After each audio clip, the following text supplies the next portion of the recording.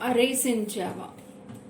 An array is a collection of elements of the same data type stored in continuous memory location. So it is a homogeneous data type stored in contiguous memory locations. It allows efficient data management and manipulation. Arrays in Java are fixed in size once it is declared. Now when you go for types of arrays, there are one-dimensional array and multi-dimensional array. When it is multi-dimensional, it includes two-dimensional, three-dimensional, etc. Now let us look upon one after the other. One-dimensional array. One-dimensional array, it is a simple list of elements which is stored in a single row. When you look upon the syntax of this, you will have the data type, then the array structure, then the array name. So it is declaration. Okay. Then when you want to instantiate, array name is equal to new data type of size. When both this declaration and instantiation has to be done together, then it is data type, array structure, then you give the array name which is equal to new data type of size. So it can be declared separately, it can be instantiated separately, and both declaration and instantiation can be done together. Now let us look upon an example where we have int array of numbers. It is a single row where you have the numbers 1, 2, 3, 4, 5. Now we are going to print the numbers from 1 to 5. So we are giving a for loop. This is the enhanced for loop structure where you go for int num colon numbers, which implies that the array has to be printed fully. Okay. So now when you give for system out.println of num, all the elements that is present in numbers will be printed. So the output will be 1, 2, 3, 4, 5. Now the next one is multi-dimensional array. In multi-dimensional array, the first one which we are going to see is two-dimensional array. When it is two-dimensional, we have rows and columns. So when you look after the syntax of two-dimensional array, you have data type, two array structures, and then the array name, which is the declaration.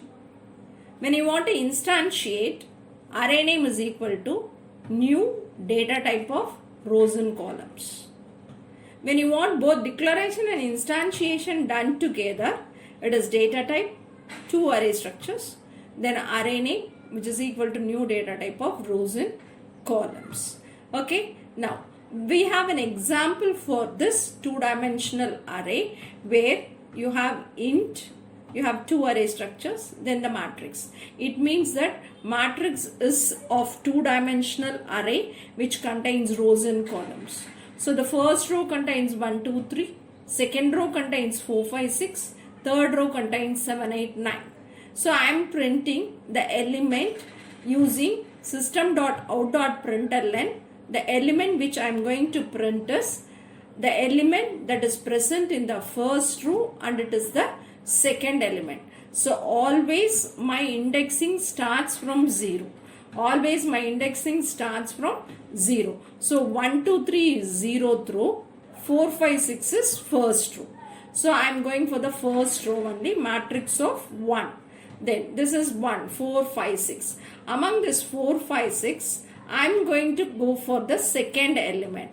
So my 0th element is 4, first element is 5, second element is 6. So in first row, the second element which I come across is 6. So the output is 6. Okay, now we go for multi-dimensional array also here where you have data type, 3 array structures and an array name which is equal to new data type of depth, row and column. So what does this indicate is as many dimensions you want, that many array structures can be included, and when you come for this you can include the parameters whichever you want. So this is the general syntax of a multi-dimensional array. Next we go for initializing arrays. Initializing arrays, The first one is, when you look upon, you have int an array structure ARR. It means that array ARR is of type array. Okay, it contains single row of elements. Now, how many elements it has to store? ARR is equal to new int of 5.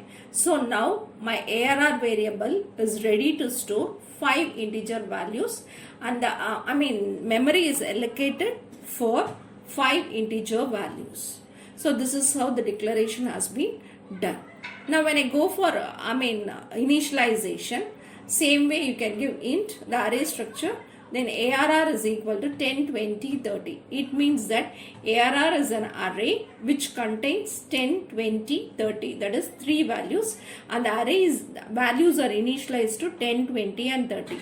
So my 0th element is 10, first element is 20 and the second element is 30. Next, it is accessing array elements. Array elements are accessed through index. My indexing starts from 0. So as I discussed before, when I go for this int ARR is equal to 10, 20, 30, when I want to print the elements, I may give the index of that particular element. So if I want the second element to be printed, keep in mind that the indexing starts from 0. Keep in mind that the indexing starts from 0. So 0, 1, 2. So when I want the second element, I have to print it as ARR of 1. So I use system.out.println statement to print my second element, that is ARR of 1. So my output is 20.